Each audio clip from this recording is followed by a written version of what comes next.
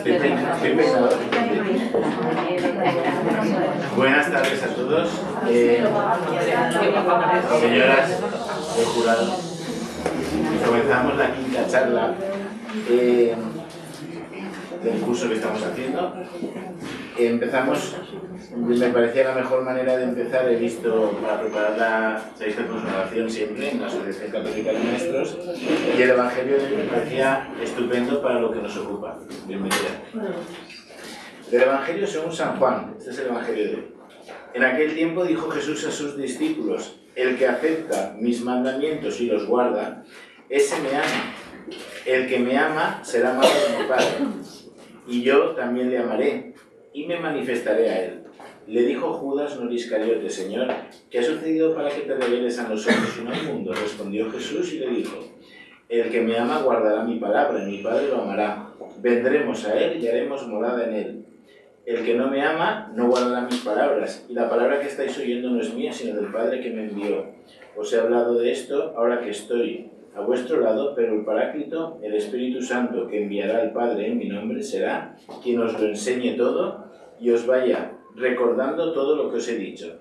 Palabra del Señor. Gloria a ti, Señor Jesús. Ha salido. Bueno, ¿por qué me gustaba esta palabra? Pues porque me parece que en la labor docente, por los que estamos aquí todo el día, yo vengo del colegio, yo soy profesor de cuarto de primaria. Y estoy todo el día, tengo un TEA en mi clase, tengo varios TDAHs, bueno, de todos tenemos mucha gente pues con dificultad, ¿no? Y la verdad, yo sin la última frase no sabría ser maestro ni padre ni nada, porque dice, pero el Espíritu Santo que enviará al Padre en mi nombre será quien nos lo enseñe todo. Además utiliza el verbo enseñar, ¿no? Creo que es lo que nosotros, pues la vocación que tenemos en este lugar desde hace 78 años, pues que es enseñar poco, pero sí pedirle al que sabe que nos enseñe, a nosotros a enseñar.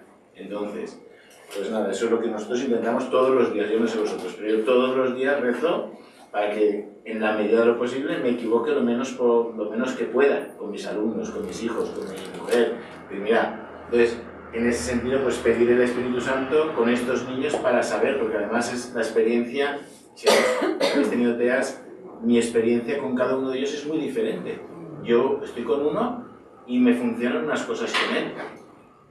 Yo había con uno que tenía un fuete en mi cajón y el fuete era lo que a él le sacaba del bucle. Yo le decía, tengo el fuete, y decía, y entraba otra vez en sí mismo y me llamaban el mago del fuete los compañeros. Y yo decía, bueno, pues mirad, eso es lo que me ayuda a este niño a centrarse.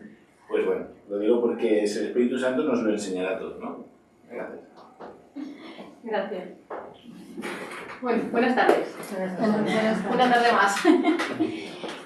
Voy a intentar...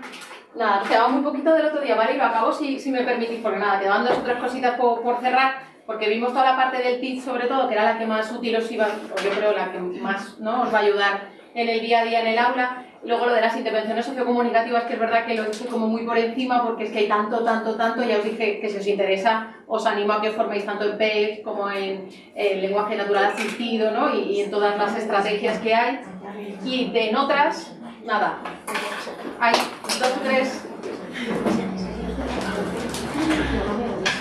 dos o tres programillas que hay, que tienen mucha evidencia, que se utilizan mucho.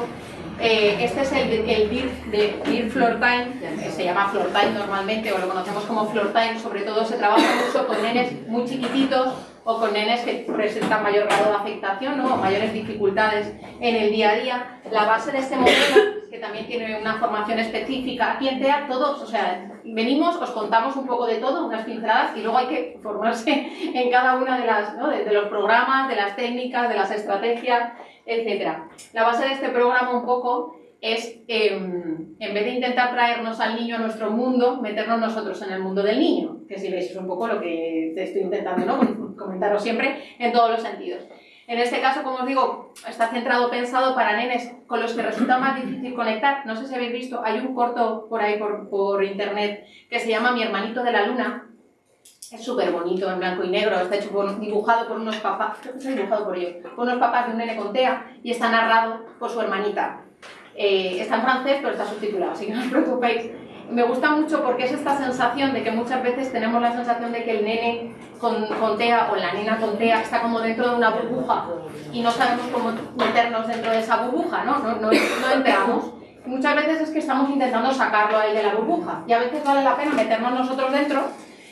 ¿Cómo nos metemos dentro? Pues un poco la base es, si el niño va corriendo de un lado para otro, en vez de intentar traérmelo y que deje de correr y se meta en la actividad que yo estoy planteando, si me pongo a correr con él y de repente hago una así, o de repente hago 1, 2 y 3, preparados, listos ya, o canto una canción y se para, o hago cucú, ¿no? Y intento buscar alguna estrategia, ¿no? Pues ¿no? Al final, buscar alguna estrategia para intentar meterme yo dentro de su burbuja y traérmelo. Y luego ya ir convirtiendo, ¿no? Esa situación en la que yo me he metido en su burbuja, ir convirtiéndola en una conducta, digamos, más funcional o más adaptativa que le permita que no solo me meta yo en su burbuja, sino que se pueda meter más gente en su burbuja, ¿no? Que se puedan meter otros niños. De ahí ya podemos, ¿no? Esta estrategia de ir corriendo y cucú, pues si la trasladamos a otros niños, puede ser un cucú, un tepillo, un 1, 2 y 3, preparado, listo ya, echamos a correr, ¿no? O el niño que viene corriendo, te toca si sale corriendo para que lo pilles, no podemos transformarlo. Entonces, un poco la base de este modelo es eso.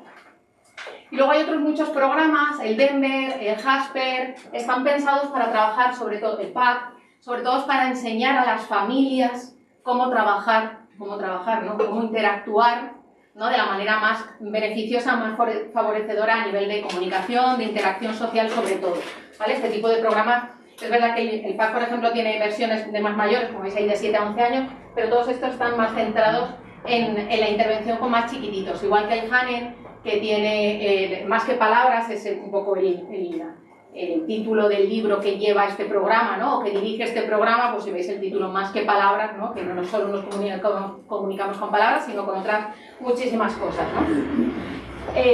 Veis ahí un poco las estrategias, ¿no? Que comentábamos, es un poco el meterme en su burbuja, el que cada situación del día a día se convierta con los papás y el niño en una situación comunicativa, ¿no? El ir caminando por la calle puede ser 1, 2 y, ¿quién no ha hecho eso con su hijo, no? 1, 2 y, arriba, 1, 2 y, arriba, 1, 2 y hasta que el niño no emite un sonido, no subimos arriba, ¿no? Al final se convierten todas las situaciones en estrategias comunicativas. El Search igual, y veis que siempre todos los programas tienen como base la parte de comunicación social, de regulación emocional, muy importante, eso lo veremos un poquito más el jueves.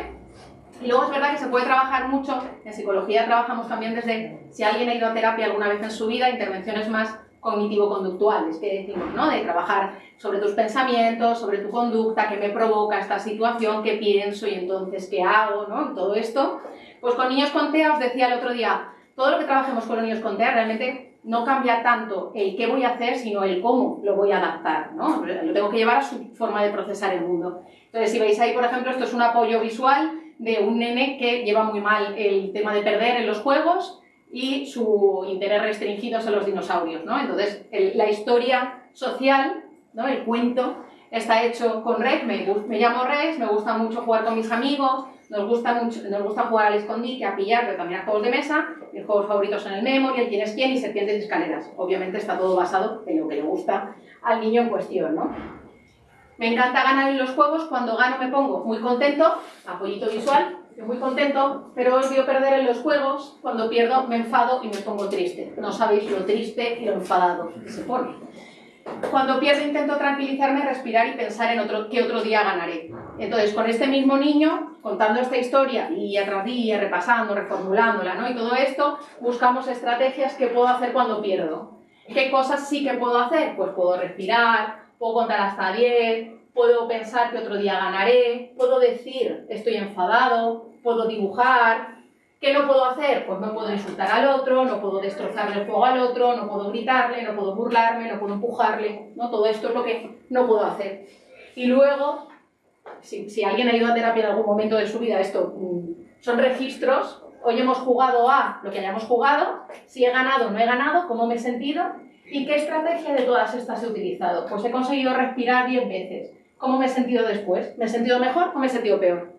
Veis que al final no dista mucho de lo que podemos hacer cualquiera de nosotros, ¿no? En nuestra cabeza, pues sí, hemos trabajado este tipo de estrategias, lo que pasa es que lo reformulamos, lo adaptamos visualmente. Este nene tiene buen nivel cognitivo, buen nivel lingüístico, tiene 6 añitos cuando trabajábamos esto.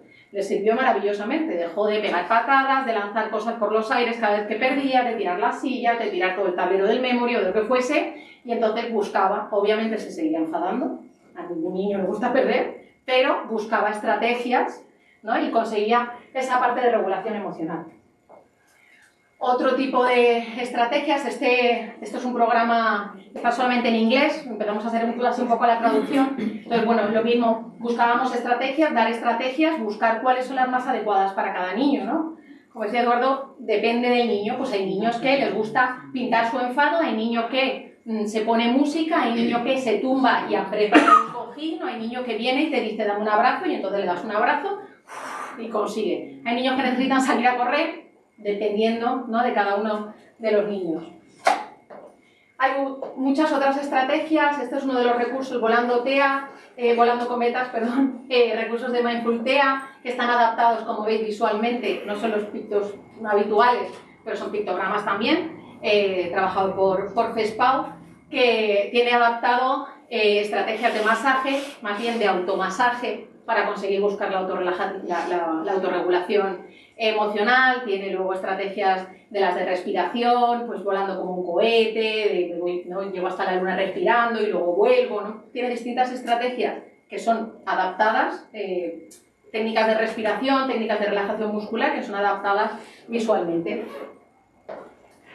Por no meterme en nada, había puesto, el otro día dijisteis, terapia asistida con caballos o con cualquier otro, bueno, normalmente, o las que más trabajadas están, son terapia con caballos y terapia con perros, por supuesto terapia acuática, terapia a través del agua, brutal también para los nenes con TEA, porque a nivel propioceptivo le dan muchísima información, ¿no?, a todos los niveles, arteterapia, musicoterapia, ¿no?, muchísimas estrategias.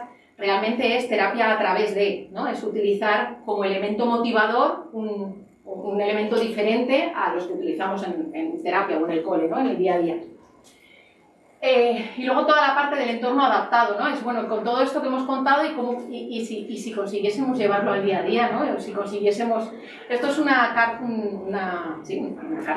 de una hamburguesería, creo que esta es de Madrid, no me acuerdo exactamente, pero como veis tiene distintos tipos de hamburguesa, puedes elegir el pan, el tipo de pan, puedes elegir el tipo de carne y los ingredientes, todo visualmente, la pasta igual. La pasta te dice los ingredientes que tiene cada uno de ellos, ¿no? Realmente no han hecho nada más que adaptarlo visualmente, nos ayuda a las personas que no entendiésemos el idioma y ayuda, ¿no?, a las personas con autismo. Ejemplos de estos en España cada vez tenemos más, este es del Safari Park de Madrid, también, que es la guía de cuando entras y te dan la guía, si la pides adaptada, te dan esta guía maravillosa, veis con pictos de Arasat, con los animales, qué se puede hacer. Estos son historias sociales, ¿os acordáis el otro día que os decía? Esto no es una anticipación, estos son historias sociales, ¿no?, que le dicen al niño qué es lo que se espera de él, ¿no?, cuál es la conducta o qué es lo que tiene que hacer. El recorrido por el parque se hace en coche, sin salir del coche puedes ver a los animales en semi-libertad. Te van explicando cada una y está apoyado con los pictogramas. En cuanto al entorno hospitalario que os decía también en alguna de las ocasiones, está el Dr. TEA de Madrid, por supuesto. Estos son la adaptación que hicimos en Manises en su día, como veis todavía está el logo antiguo, que es la adaptación del entorno de urgencias pediátricas. Entonces veis que está el recorrido numerado.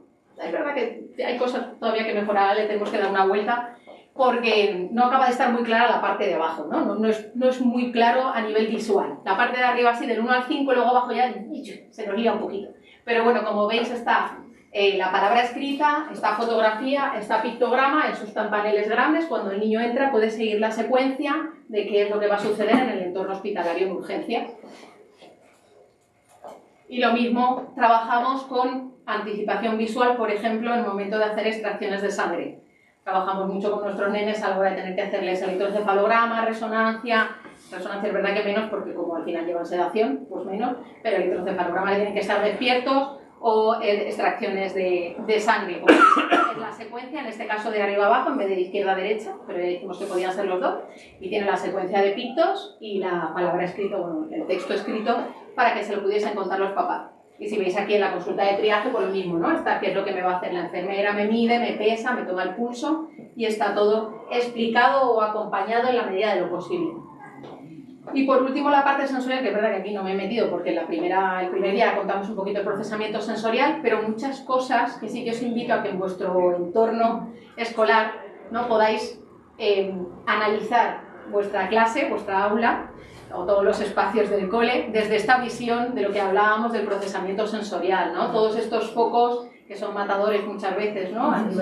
O a veces hay algún foco que destellea y a ti te molesta un poquito y el nene con TEA igual ese día está totalmente desregulado, se muestra muy irritable, no se puede concentrar, no te has dado cuenta, lo tienes ya integrado, te has habituado totalmente al fum fum fum fum o al cañón, ¿no?, que decíamos el otro día, pero el nene con TEA quizás no, ¿no? Entonces hay un montón, o ese tipo de entornos en infantil que son muy guays, pero depende del nene, ¿no? Igual tenemos nenes que les resulta demasiado abrumador, sobre todo los primeros días de clase, ¿no? Cuando entran en primero de infantil, que se les junta, que no saben a dónde van, que no conocen a nadie, que para mí es súper importante cuando entran en primero de infantil, ¿no?, en 3 añitos, el que hayan podido hacer una adaptación previa, ¿no?, que hayan podido tener la foto del profe, de la profe, que van a tener, que hayan podido hacer una visita previa al aula, que hayan podido ver el aula en el que están. Claro, esto luego la mitad de las veces no se puede hacer porque en junio nadie sabe quién va a tener clase, ni de qué tutores van a ser, ni en qué clase vas a estar, ni cosas de estas, ¿no? Pero bueno, dependiendo del tipo de cole o de cómo se trabaje en cada colegio, siempre que sea posible, creo que ayuda muchísimo las experiencias que hemos tenido en el que se ha podido hacer una historia social previa, el que ha entrado el 11 de septiembre o el 9 de septiembre, mucho más tranquilo, ¿no?, de lo que podía haber entrado si no conociera. Se hace la semana de antes. ¿Sí que se hace? En septiembre se hace. Qué bien, qué bien. Súper. No todos los colegios. En lo público regulísimo.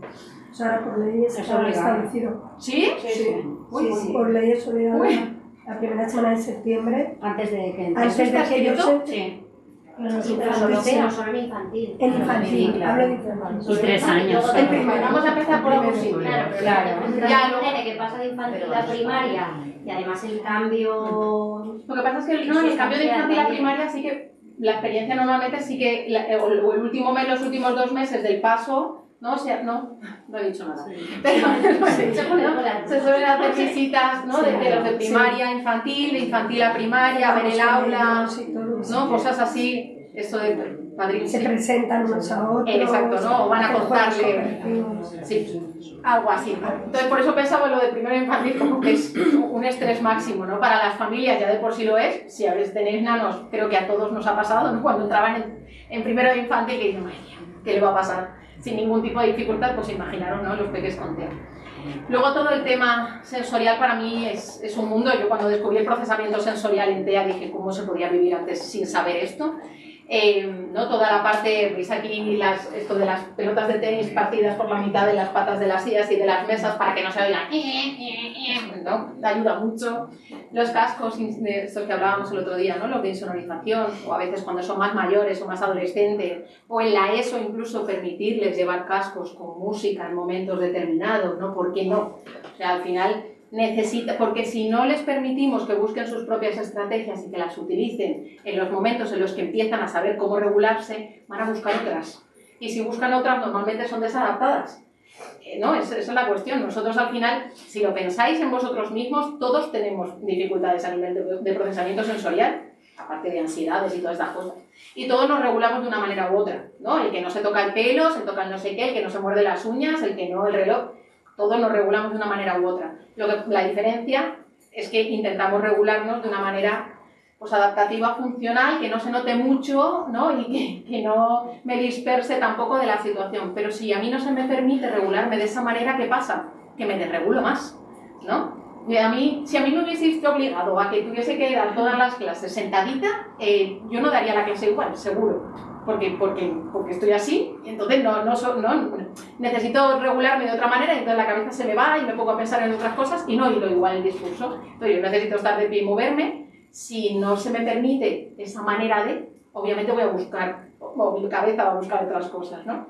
Entonces, bueno, toda esa parte creo que es muy importante. Cada vez hay más cosas, bueno, pues fiestas sin ruido, el supermercado también con la hora libre de ruidos. Es verdad que la ponen de 3 a 4, de 2 a 3, que no va nadie a comprar. Esto también, bueno, habría mucho que decir en estas cosas.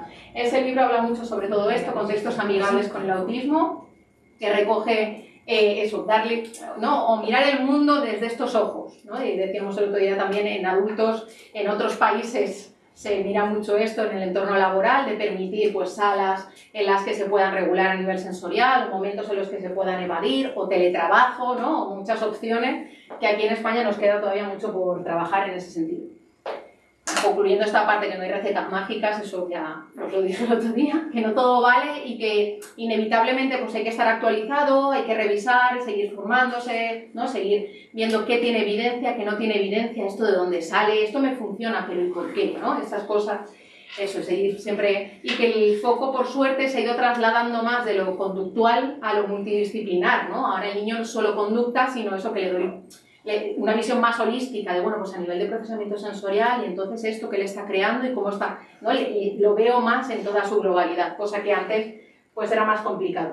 Los libritos que os puse el otro día, que para los que no estabais, ya os dije, estos dos me parecen maravillosos, muy fáciles de leer, el de la inflexibilidad y el de los niños pequeños con autismo, cualquiera de los de Lorna Wing o de Temple Grandin. Estos son los de, que os dije, el de José Ramón Alonso, este es más actual, la segunda edición ya.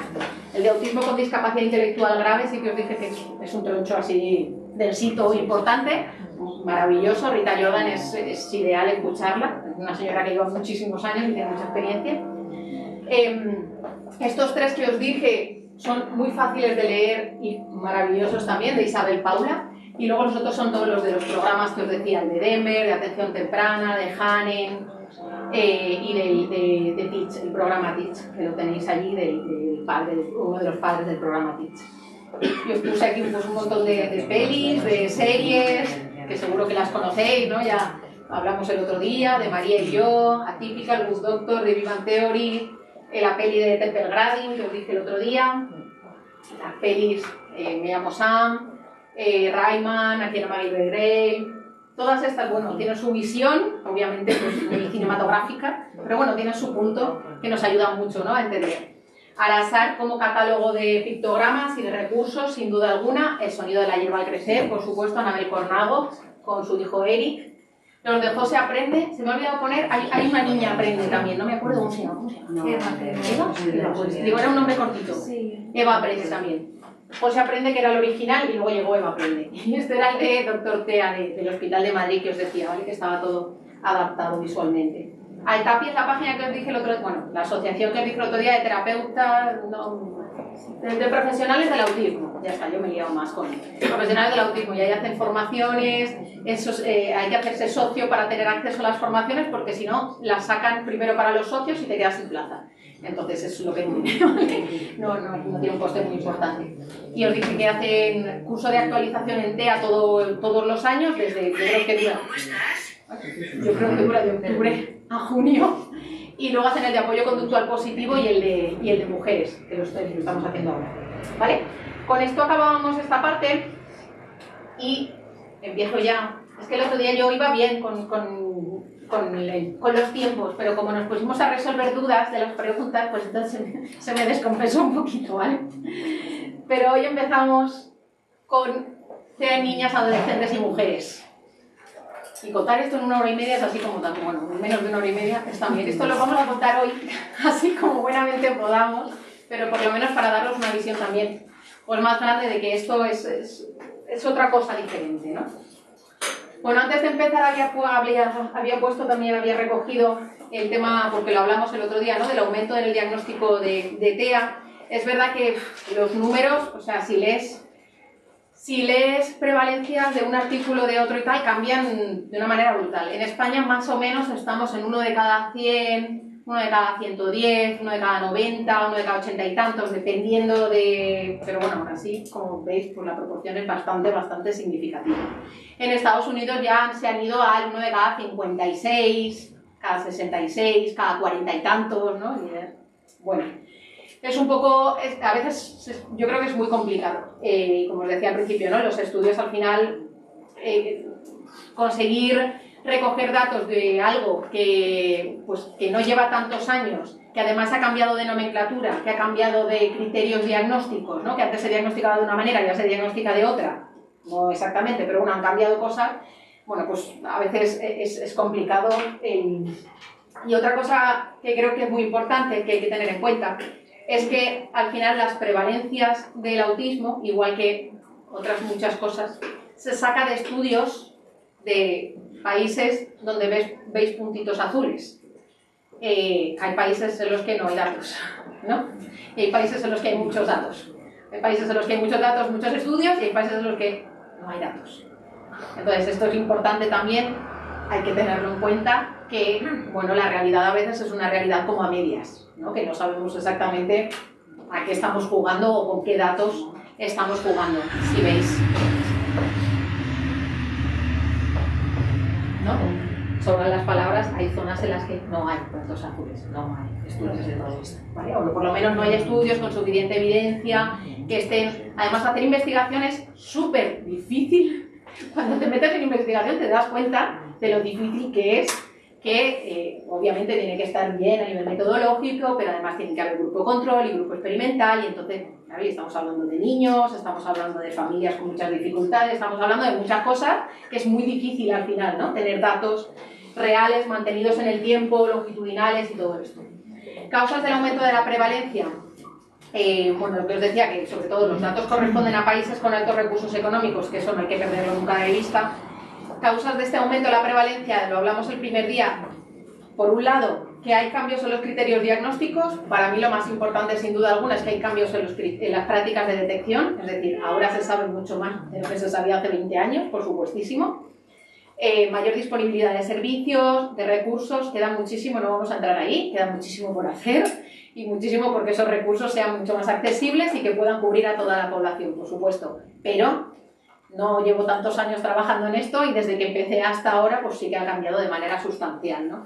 Mayor conocimiento, mayor sensibilidad de todos los profesionales de la salud, de la educación, sociocomunitarios en general, ¿no? Hace 20 años los coles no pedían formaciones de este tipo, y sin embargo, ¿no? Lleváis aquí viniendo 3 semanas a formaros sobre todo esto, porque tenéis claro que es una necesidad y que esto existe, que no es nada parecido con, me imagino que habréis oído hablar de las madres neveras, ¿no? Fue una de las primeras hipótesis que se plantearon en su día, hace muchísimos años, en los que el autismo era fruto de que las madres no le habían dado el amor que le tenían que haber dado, y que por eso los niños estaban metidos en su burbuja y no conseguían conectar emocionalmente. Esto fue una hipótesis que se planteó durante muchísimo tiempo. Imaginaos lo que suponía esto para las familias, ¿no? O sea, no solo tienes esto en casa, sino que además es culpa tuya, ¿no? Es focalizarle la culpa a la... Entonces, bueno, esto por supuestísimo ahora nadie se lo plantea, por suerte. Y no solo eso, sino que tenemos muy claro que esto es lo que hay, que es la necesidad y que es la realidad que nos ocupa y que tenemos que cubrirla, ¿no? Y para mí algo muy importante también es que hay una menor estigmatización de la salud mental y también de los trastornos del neurodesarrollo, ¿no? Ahora es decir que el peque tiene TEA, que el peque tiene TDAH o que el peque tiene discapacidad intelectual no es lo mismo que hace 20 años. Obviamente todavía queda mucho por trabajar también, esperemos que dentro de 20 años pues sea otra cosa, pero no es lo mismo que hace 20 años, ¿no? Igual que ir al psicólogo hace 20 años era una cosa y ahora pues bueno, es otra cosa totalmente distinta, ¿no? No pasa nada. Hay una mayor detección y diagnóstico de casos sin discapacidad intelectual. Y esto es otro de los grandes cambios en la prevalencia del TEA. Antes solamente se diagnosticaban aquellos casos con TEA que tenían discapacidad intelectual. ¿Por qué? Porque eran los que eran fácilmente detectables. Eran los que no había desarrollo del lenguaje, había una afectación cognitiva, el niño no tenía estrategias de comunicación, tenía estereotipias, manierismos, entraba por la puerta, se veía el TEA diagnosticado. Todos los demás quedaban sin diagnosticar, ¿no? Era como... pues, rarezas, peculiaridades, pero no se atendían como una necesidad o como un procesamiento de la información diferente. También se tiene en cuenta que pueden tener otras comorbilidades, es decir, que un niño con TDAH puede tener también TEA, que un niño con discapacidad intelectual puede también tener TEA, un niño, un adulto. Además, los niños con TEA también pueden tener otro tipo de trastornos de ansiedad, de depresión, trastornos de la conducta alimentaria, etcétera, etcétera, ¿no? Además que el autismo existe en todas las etapas de la vida, que esto ya lo hemos dicho varias veces, que antes parecía que a los 18 años el autismo desaparecía, la discapacidad intelectual también, ¿no? Y no habían adultos con esas necesidades o con esos diagnósticos, y sin embargo ahora sabemos que se hace diagnóstico además en edades avanzadas, ¿no? Con lo cual esto también cambia la prevalencia. Y por supuesto la detección y diagnóstico de trastornos del neurodesarrollo en niñas. Y he puesto trastornos del neurodesarrollo porque no solo TEA, sino también TDAH. Porque lo mismo que vamos a contar con el TEA, que vamos a contar del TEA esta tarde, parecido, lo podíamos acoplar al TDAH, quizás no tanto, pero al TDA, ¿no? Al que tiene predominantemente déficit de atención, al que no se caracteriza por la impulsividad y la hiperactividad, sino que se caracteriza por el déficit de atención. Cuantísimas niñas de ¿qué? ¿Ah? ¿Me he perdido? ¿Ah? Y pasaban totalmente desapercibidas, no es que es introvertida, no es que no habla, no es que es una niña. Y sin embargo, pues probablemente había un TDAH de predominio inatento a la base de todo esto, ¿vale? Por tanto, todo esto tiene mucha relación, ¿no? O tiene parte de la explicación del diagnóstico, del aumento de los diagnósticos. Hay más niños con TEA que niñas con TEA. Esto es una verdad como absoluta. Se ha creído toda la vida y se ha dicho toda la vida. Y está escrito en todos los manuales diagnósticos que la prevalencia es de 4 niños por cada una niña o de 3 niños por cada una niña. Fijaros. Los profesionales llevan muchos años diciendo que esto no es exactamente así. Y de hecho están empezando a cambiar estas proporciones, ¿no? Creemos que es que las niñas se nos estaban escapando. ¿Por qué se nos estaban escapando? Bueno, pues tiene algo que ver... Uy, se me han cambiado las diapositivas. No sé por qué. Bueno, disculpadme. Se me han cambiado las diapositivas, se me han puesto en el formato que tenía antes. Bueno, conceptualización del TEA. Tiene mucho que ver, bastante que ver con la historia del TEA. ¿No? El TEA empieza... fijaros, o en la historia hay descritos, ¿no?, casos de niños que se parecen a lo que entendemos después por TEA, como Martin Lutero, un niño de 12, estudió un niño de 12 años, ¿no?, en la historia del autismo en su día, Hugo Blair de Boer, que también, el niño salvaje de Aveyron, que también, ¿no?, tenía muchas características que recordaban a lo que después hemos entendido que podía ser un trastorno del espectro del autismo. Luego empezó a hablarse en el 1900 de la demencia infantilis, ¿no?, de características como que eran niños como que tenían deterioro cognitivo, ¿no?, como que estaban como aislados del mundo, como que no enganchaban con el mundo. Bleuler empezó a hablar en su día de esquizofrenia, de psicopatía, de hecho se hablaba al principio de psicopatía infantil, autismo relacionado con psicopatía infantil, porque lo asemejaban, ¿no?, en su día en la historia. Bueno, y pese a que todo esto tenga poco que ver con el autismo que conocemos ahora, es verdad que gracias a toda esta historia, ¿no?, hemos acabado sabiendo lo que es el autismo o teniendo un poquito más claro lo que es el autismo. Si veis, hasta llegar a Grunia Efimova Zukareva, que es una señora, no me acuerdo, rusa, no me acuerdo ahora mismo de dónde es, pero no era rusa, no me acuerdo, pero bueno, era judía. Estaba en su día, 1925, pues fijaros, aquellos entonces, mujer, judía. Bueno, en su día ella habló de que el autismo no solo tenía que verse en chicos, que ya se veía en chicas. Pero bueno, no será casualidad que era mujer, que era judía, que estaba ya en una situación muy complicada a nivel histórico, ¿no?, vamos a dejarlo ahí, y que pues no se le escuchó mucho. De hecho, cuando estudiamos el autismo, a Grunia no nos la cuentan prácticamente, ¿no? Luego ya empiezas a rascar y dices, uy, mira, en su día, 1925, ya alguien hablaba del autismo con todo esto. Pero resulta que a estos sí que los conocemos ya. A Kanner y a Asperger, me imagino que estos ya os suenan, Asperger seguro. Y Kanner, ¿no?, es el señor que en su día dijo, esto es autismo, ¿no?, o empezó a hablar del autismo como tal. De hecho, durante mucho tiempo se ha hablado de autismo de Kanner, como entendido como ese autismo del 3-3, ¿no?, los niveles de mayor afectación, más desconectados del mundo. Yo sigo pensando que no es casualidad, que es que Leo Kanner y Hans Asperger eran 2 hombres y que todos los niños, creo que Asperger tenía una niña, o Kanner tenía una niña, pero toda la población que estudiaron eran chicos, ¿no?, predominantemente chicos. Con lo cual, lo que empezó a formar la conceptualización del TEA en su día, desde los inicios, siempre ha sido basada en el perfil de los niños. No se ha tenido en cuenta el perfil de las niñas, ¿no? Y eso probablemente ha hecho mucho o tiene mucho que ver con toda la historia que se plantea a continuación. Veis que En el 79, Wing Hee Bull, que son unas de las autoras que también hemos comentado en algunos momentos, ya dijeron en su día que eso de que 4 niños por cada niña no lo tenían muy claro y que ellas planteaban 2,6 niños por cada niña. No será casualidad que tampoco se les hizo mucho caso. Digo yo que esto también tuvo algo que ver. El TEA en mujeres habla de la conceptualización y el desarrollo de criterios de diagnóstico y herramientas de evaluación que se basan en la presentación masculina. Y entendedme cuando digo masculina entre comillas, porque luego es verdad que hay chicos que tienen este perfil de chica, entre comillas, ¿no? Dentro del autismo, que vamos a ir contando hoy. Lo digo porque no pensemos que no, como este niño, uy, mira, se parece a una niña con TEA. Igual, tiene un perfil más de niña, ¿no? Digo, son como la conceptualización que nos hemos creado, por eso ¿no? Esa masculina entre comillas, no asociado a niño-niña, sino a ese perfil de característica.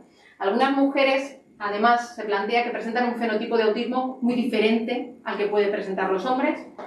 Se plantean las hipótesis desde hace muchos años ya si hay como un efecto protector femenino, también entre comillas, no está muy en estudio, es decir, que si las mujeres tenemos algo en nuestra neurobiología, en nuestra neuroanatomía, en nuestro cerebrito, que nos protege, entre comillas, ¿no? De esa conceptualización del TEA, de esas características del TEA.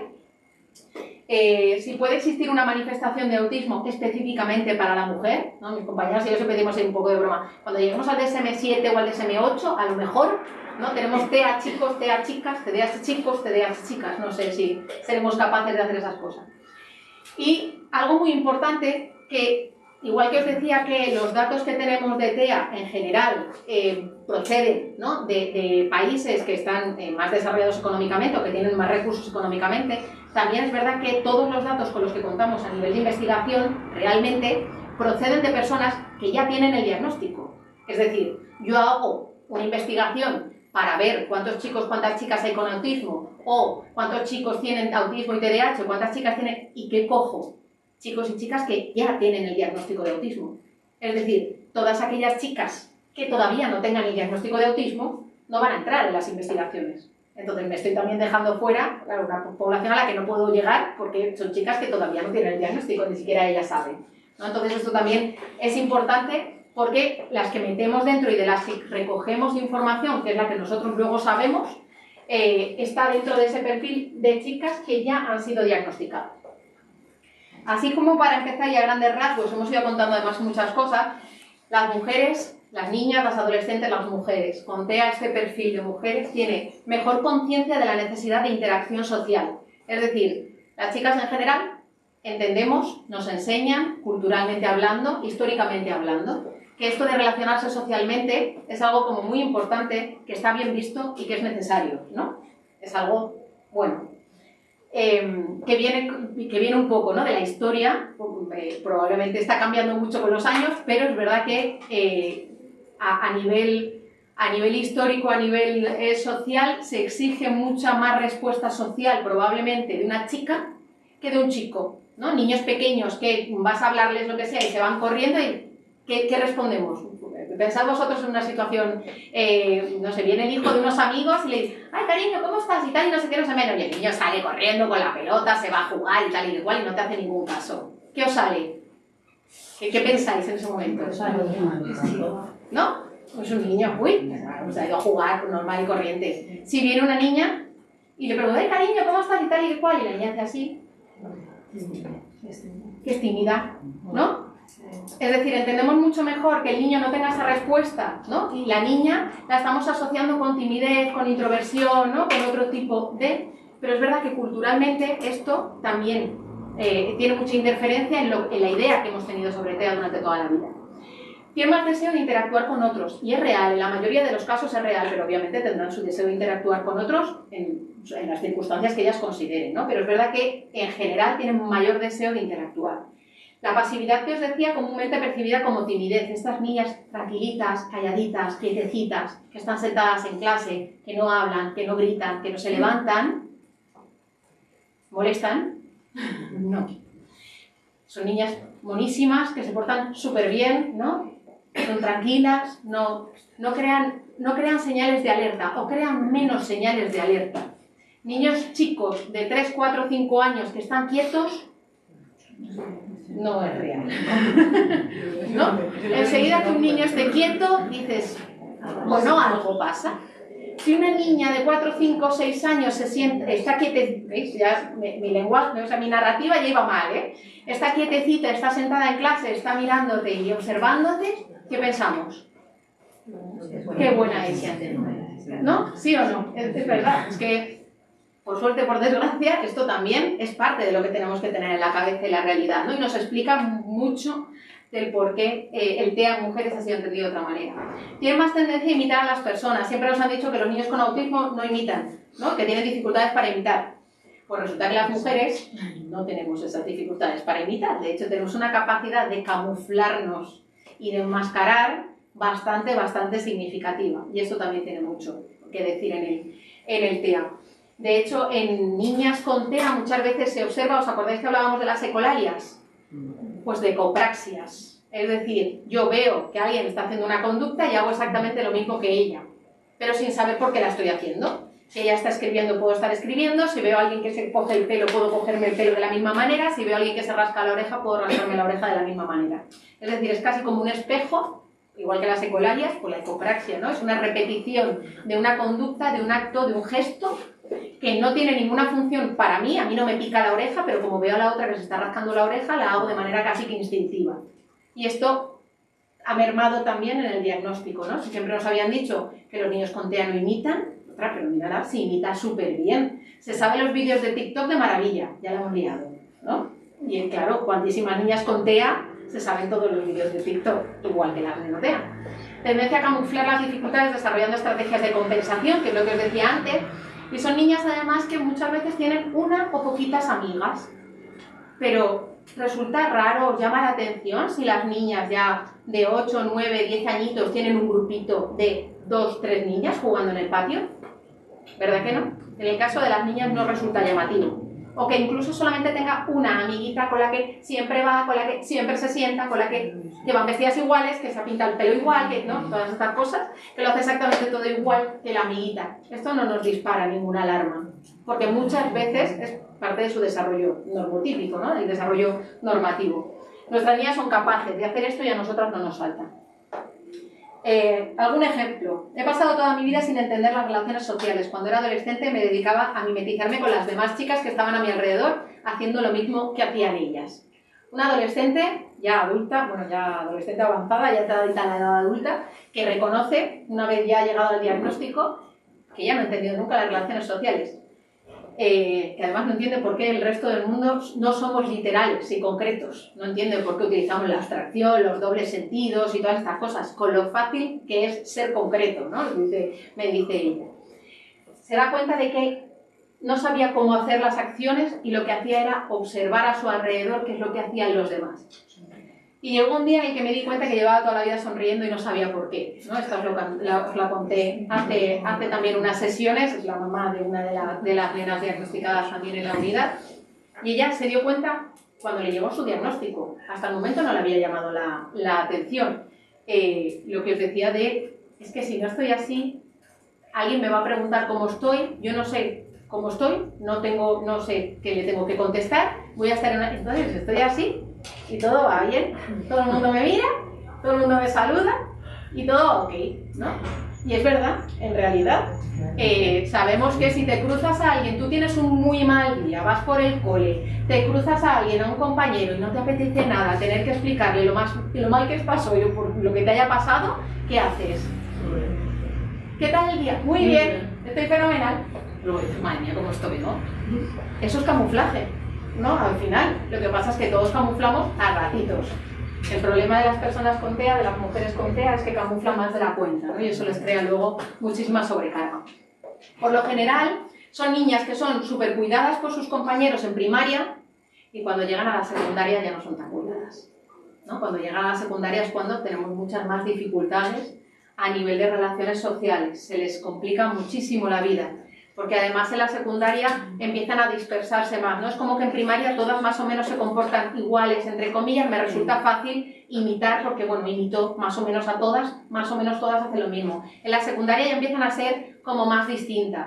Claro, ¿a quién creéis que imita la niña con TEA cuando llega a secundaria, ¿a quién toma de modelo en el aula? A la líder. ¿Qué pasa si yo, que no tengo estrategias sociales, que no soy capaz de gestionarme todo esto, me acerco al grupito de líderes y imito a la líder? Que me va a caer hasta en el carnet de identidad, ¿no? Porque no voy a encajar. Porque puedo disimularlo dependiendo de las circunstancias, pero como se dé una situación en la que yo no esté entendiendo qué estoy haciendo ni por qué, obviamente me voy a desajustar. Porque no siguen a la que no es líder, no siguen a la que no, normalmente tienden a buscarse a seguir a la líder. Y eso hace que tengan situaciones de máxima vulnerabilidad, ¿no? A nivel social. Tendencia a ser directiva con los compañeros durante el juego, son estas niñas que os decía no, es que siempre hay que jugar como ella quiere, ¿no? De dirigir el juego siempre hacia donde ella quiere. Mejor imaginación, pero los juegos de simulación son repetitivos, controlados, con falta de reciprocidad. Son capaces de reproducir la peli de tal cosa, son capaces de reproducir qué es lo que ha pasado hoy en el cole y pongo a la profe y yo soy la alumna y yo soy tal, bueno, normalmente soy la profe, obviamente, porque así manejo más el cotarro, pongo a todos los peluches o a todos los muñecos, todos son los alumnos y entonces todos se llaman como los niños de mi clase y entonces fulanita dice y menganita dice, si viene mamá a jugar conmigo, mamá no sabe lo que ha pasado en el cole. Cuando mamá se pone a manejar un muñequito u otro muñequito y entonces alguien dice algo que no ha pasado en el colegio, claro, eso no ha sido así. Entonces no entro a ese juego porque realmente no es un juego simbólico imaginativo, estoy teatralizando, no estoy reproduciendo la situación que ha pasado durante toda la mañana. Además, los comportamientos repetitivos y restringidos coinciden más, conciernen más a las personas que a los objetos, por lo que pueden ser menos reconocidos. Frente a que siempre nos han dicho, ¿no?, que intereses restringidos, ¿cuáles son los intereses restringidos por excelencia y los niños con TEA? ¿Cuáles os vienen hacia la cabeza rápido? Los niños, chicos. Dinosaurios, coches, animales, trenes, aviones, espacio, figuras geométricas, ¿no? Un poco números, letras, ¿no? Idiomas a veces, mapas, ¿no? Banderas, ¿veis? Sin embargo, las niñas a lo mejor ese interés restringido, como os decía uno de los días, es Frozen, son los unicornios, son las princesas o son la última peli de Bayana o de Stitch que ha salido, ¿no? Que ojo con Stitch, que se ha puesto ahora también on fire entre mis niños y niñas, ¿no? Ahora cuando salga la peli ya ven. Entonces, claro, son intereses que son menos atípicos realmente, son los mismos intereses que tienen el resto de niñas de la clase. No resultan llamativos. Lo llamativo es lo restringido que llega a ser, ¿no? Ese interés. Y además, los comportamios repetitivos suelen tener menos comportamientos repetitivos o pasar más desapercibidos, menos estereotipias, menos manierismos o pasan más desapercibidos, ¿no? Os contaba el de una niña que venía con la trenza y estaba todo el rato tocándose la trenza y luego se olía la mano, ¿no? En vez de olerse el pelo, que sería mucho más exagerado, se tocaba la puntita de la trenza y luego se olía la mano. Claro, estaba autoestimulándose todo el rato a nivel olfativo para regularse porque estaba nerviosa en la situación de valoración, pero en vez de hacerlo de manera exagerada, que llamaría la atención a todo el mundo, lo hace súper sutil, ¿no? Súper disimulado. Entonces, ¿cómo pueden llegar a enmascarar en ese sentido? Porque saben que hay conductas, consciente o inconscientemente, pero que no son las que hacen el resto, ¿no? El resto de los niños. No es tanto por lo digo porque esto lo hacen desde muy chiquititas. No es tanto por no lo voy a hacer para que no me mire nadie raro, sino porque es que esto no lo hace nadie más. Bueno, pues voy a hacer otra cosa, ¿no? Entonces se ajustan a las conductas del resto de niños. Como os decía, le encanta jugar con cualquier niño o niña, da igual que les conozca o no, lo único es que le gusta mandar, es un poquito mandona y siempre intenta que juegues tal y como ella quiere. Estos son verbalizaciones de papás cuando vienen a valoración, ¿no? Muy llamativos, dependiendo de la edad, dependiendo del perfil, pues llaman más o menos la atención, pero esto muchas veces pasa, es normal, por supuesto. Pero bueno, es un suma y sigue, ¿no? Siempre decimos, el diagnóstico de TEA no es cuestión de uno ni dos, ¿no? Al final es ir picando de aquí y de allá, ¿no? Y múltiples ejemplos en múltiples circunstancias de su día a día, ¿no? Y esta última es la que me encanta entenderme la ironía, ¿no? Es una alumna ejemplar, autismo, ¿cómo va a tener autismo? Ojalá más niños y niñas se comportasen como ella en el aula. Esto no os podéis imaginar la de veces que lo he oído cuando vamos a los coles. ¿no? O cuando hablamos por teléfono o nos reunimos con los colegios en un caso de valoración de una niña, ¿no? Normalmente nos toman por locas prácticamente de ¿qué hacéis? ¿Seguro? ¿Autismo? ¿Tú estás segura, María, de lo que estás diciendo? Sí, estoy segura, espérate, que ahora te lo voy a explicar, ¿no? Pero no entra dentro, ¿no? De lo que entendemos de la filosofía, de esa visión del TEA, esa niña quietecita, pasiva, tranquila, que no participa, ¿no? Que no levanta, que sí que interactúa con todos los niños, pero que no acaba manteniendo la conversación con ninguno de ellos, ¿no? Que es también otro de los aspectos. ¿Qué dice la bibliografía? O sea, yo siempre os digo cositas de estas de la bibliografía. Pues la bibliografía dice, como siempre, pues que como la investigación es muy difícil y tenemos muchas muestras distintas y muchas poblaciones distintas, pues tenemos datos muy heterogéneos, como siempre, ¿no? Sí que dicen cosas muy importantes que os decía en una de las ocasiones, el otro día yo creo que cuando hablábamos de lo del TLP y la diferencia con el autismo y tal, que en el caso del autismo, si echan la vista atrás los papás de esa niña o de esa adolescente que ha sido diagnosticada ya de más mayor, desde pequeñita tenía sintomatología, desde pequeñita habían rasgos, desde pequeñita habían cosas que le llamaban la atención, pero que se había ido restando, ¿no? Importancia a todo esto. Padres como informadores fiables, pese a que pensemos que no. Cuando hay una mamá o un papá que dice a los 3 años que a su hija le pasa algo, o que lleva diciendo desde los 2 años que a su hija le pasa algo, hay que saltar todas las alertas, porque algo le pasa, ¿no? Los papás no queremos que a nuestros hijos les pase nada. Si alguien dice eso, es porque algo tenemos por ahí. Solo cuando los comportamientos se desglosan individualmente se identifican las diferencias, y como os decía que hay estudios con muestras muy reducidas y casi siempre hay más niños que niñas, porque como de normal hay más diagnósticos de chicos que de chicas, pues de normal tenemos más chicos que chicas en la investigación. Estas son cosas que dicen los papás. Yo sabía que algo le pasaba desde muy pequeña, no sabéis las de veces que se repite esta frase. Y esto también, por triste que parezca, me han llegado a decir que eran cosas mías, que a la niña no le pasaba nada, incluso que parecía yo que la que quisiese que tuviese algo la niña. Esto también es muy habitual. Muchos papás, muchas mamás, que no es que quieran que su hijo tenga algo, pero sienten alivio cuando no les decimos que la peque efectivamente está dentro del espectro. Para mí llegar al autismo ha sido un alivio, una liberación. En casa siempre estaba enfadada, gritaba y lloraba, todo le afectaba mucho. Sin embargo, en el colegio me decían que allí era otra niña. Esto no os podéis imaginar lo frecuente que es. O sea, ¿por qué? Por lo que estábamos hablando de este mimetismo, este enmascaramiento. Fijaros muchas veces que el discurso que tenemos los padres y los adultos en general, lo hemos dicho muchas veces, vamos al cole a pasárnoslo súper bien con los amigos son guays, pásatelo muy bien, cariño, ¿no? La puerta del cole cuando entran al cole, yo no digo nunca a mi hijo que se lo pase muy bien, cariño.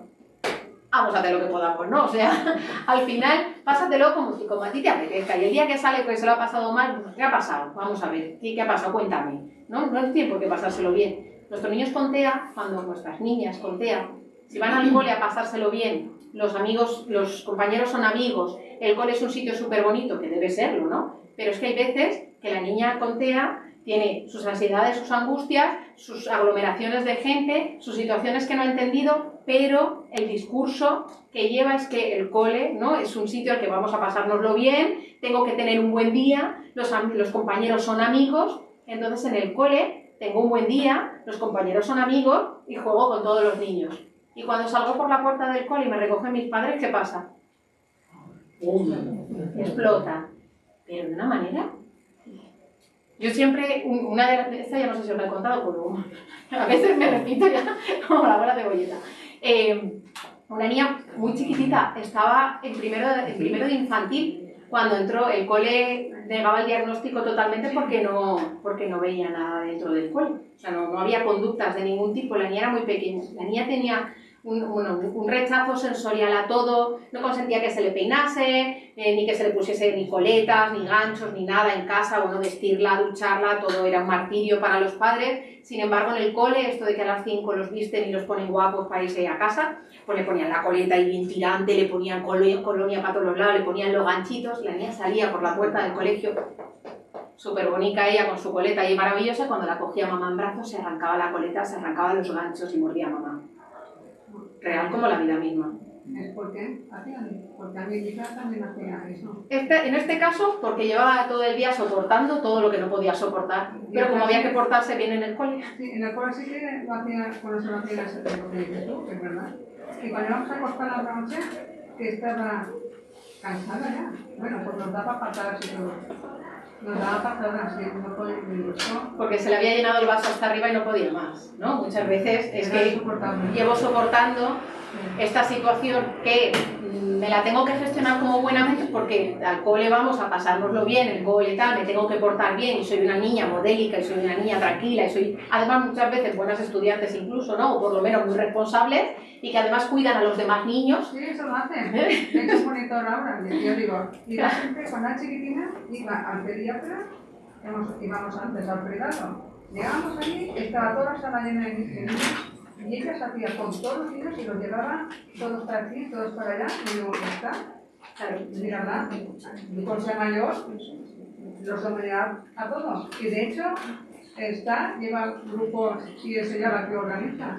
Claro, que ven las niñas toman de modelos en casa y en todos los sitios a la mamá, a la tía, a la abuela, a la tal, a que cual, y ¿qué hacemos todas las mujeres en el entorno familiar? Pues cuidar al bebé, al niño, ¿no? Estas cosas. Entonces las niñas que cogen ese modelo, cuando son chiquititas, llevan todo el día de 9 a 5, de 9 a 4 y media en el colegio soportando hasta aquí, cuando llegan a casa revientan por todos los lados, entonces los papás cuentan una visión de una niña y en el colegio otra visión de otra niña. Tiene dos caras, decíamos, es que tiene dos caras. Dos caras, Dr. Jekyll y Mr. Hyde. Aparte Dicen muchos papás, es verdad, ¿eh? ¿No? Géminis es, y digo, y tiene dos caras. Totalmente, sí, pues mira, pues parte de la explicación probablemente, ¿no? Esté por ahí, estoy intentando contener, intentando mantener, intentando aguantar toda esta situación que no entiendo, no sé gestionármela. Esto es lo que nos pasa a todos, no sé si habéis estado alguna vez en alguna cena o en algo por compromiso en la que no os apetecía estar, pero bueno, porque hay que estar, y vas ahí toda puesta, toda mudada, con tu todo, no conoces a nadie, no sabes con quién tienes que hablar, ni con quién no, ni dónde hay que sentarse, ni no nada, y tú estás ahí en tu cena, en tu tal, ahí aguantando, no puedes mirar el móvil, ahí aguantando, porque los niños no pueden mirar el móvil en el colegio, ahí aguantando, cuando llegas a tu casa, ¿qué haces? Que no me hable nadie, por Dios, o sea, ¿no? Dejadme en paz todos porque no puedo con mi vida. Me quito los tacones, me desmaquillo y me quito la careta, ¿no? Me quito la máscara y me tumbo en el sofá a poner algo, electroencefalograma plano, que no me haga pensar en nada, ¿no? O algo así, o me pongo música, pero para evadirme de todo esto. Es un poco la sensación que tiene este perfil de niñas con TEA, ¿no? Y los papás lo cuentan muchas veces muy bien. Durante el primer año muestran mayor orientación social, tienen más contacto visual, más conductas de imitación, tienen más juego social y además juegan más frecuentemente con grupos pequeñitos.